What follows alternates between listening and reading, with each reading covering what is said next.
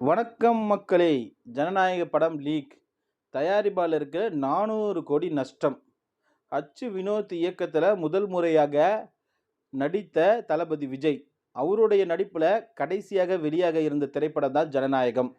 இந்த திரைப்படம் வெளியாகினது பிறகு ஒட்டுமொத்தமாக சினிஃபீல்டில் இருந்து வெளியேறப் போவதாக அறிவித்த விஜய் ஜனநாயக படம் லீக் ஆனதுனால தியேட்டரில் விஜயை பார்க்க முடியல. அப்படிங்கிறதுனால ரசிகர்களுக்கு மிகப்பெரிய அளவில் ஏமாற்றம் இருந்தது.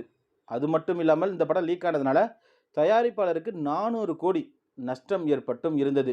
இது ஒரு பக்கம் இருக்க, இந்த படத்தை லீக் ஆனாலும் பரவாயில்ல, தியேட்டர்லையும் ஓடிடிலையும் ரிலீஸ் செய்ய வேண்டும் அப்படின்னு தொடர்ந்து தயாரிப்பாளர்கள் சார்பில் இருந்து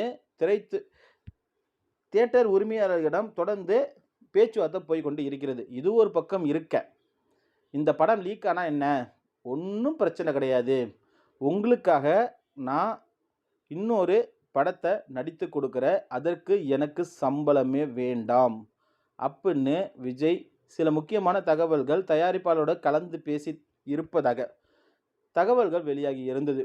அது குறித்த ஒரு முக்கியமான அப்டேட் தான் தற்போது வெளியாகி இருக்கிறது. அது என்ன அப்படின்னா, இந்த படத்தை தயாரிக்க போவது யார், இந்த படத்தில் விஜய் சம்பளம் இல்லாமல் நடிக்க போவது உண்மையா, இந்த படம் எப்போது எடுக்க போகிறாங்க அப்படிங்கிற பல கேள்விகள் இருந்தது.